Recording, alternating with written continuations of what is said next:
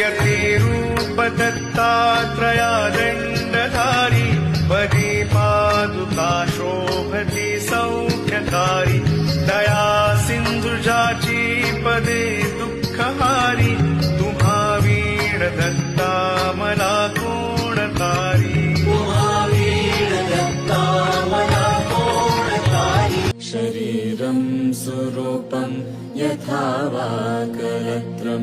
यशश्चारुचित्रं धनं मेरुतुल्यं गुरोरङ्घ्रिपद्मे मनश्चेन लग्नं ततः किं